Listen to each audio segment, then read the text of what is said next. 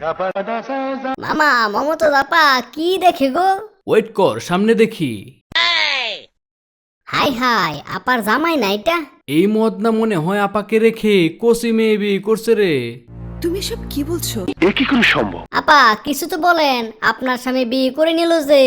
বন্ধু যখন বললো আয় আমার চোখের সামনে দিয়া রঙ্গ কইরা হাঁটা যায়, কি হয় তখন সেটা বলেন। ফাইটা যায়, বুকটা ফাইটা যায়। বুক ফাইটা যাওয়ারই কথা। আচ্ছা, আপনার ঘর সংসার কত বছরের?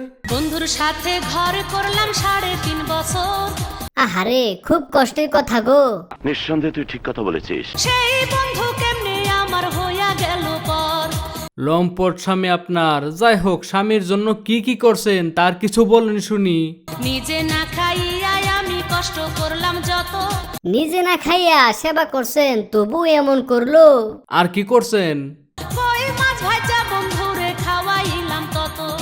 আহা আহা, আপার কথায় তো কেন্দ্রে দেওয়ার মতো অবস্থা। রাত বিরাইতে বন্ধুর জন্য হইলাম ঘরের বাইর। তাতে কি হয়েছে? লোকজনের কথা শুনলাম খাইলাম কত মার। আহা কত কষ্ট গো। স্বামীর জন্য আর কি ত্যাগ করছেন আপা?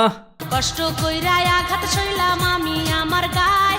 আচ্ছা আপনার কথাই মনে হচ্ছে হালা একটা ভাদাই মা। আচ্ছা ও তো মনে হয় বাজার সদাইও করতো না, আপনি কিভাবে থাকতেন আপা? দিনের পর দিন উপাস থাইকা রইলাম অপেক্ষায়। এটাই হয়, ভালো মানুষের কপালে খারাপ মানুষ জোটে। আর কি? সেই বন্ধু প্রেম করিয়া আমার মনে আঘাত দিয়া আহারে আর বলতে হবে না, বুঝতে পারছে আপা।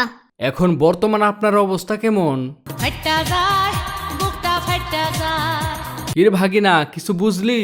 হ্যাঁ মামা, বিয়ের পর 2 নম্বরে করণ যাবে না, শুধু বউকেই ভালোবাসতে হবে। আর দর্শক বন্ধুরা, আপনারাও এই বিষয়টা খেয়াল রাখবেন।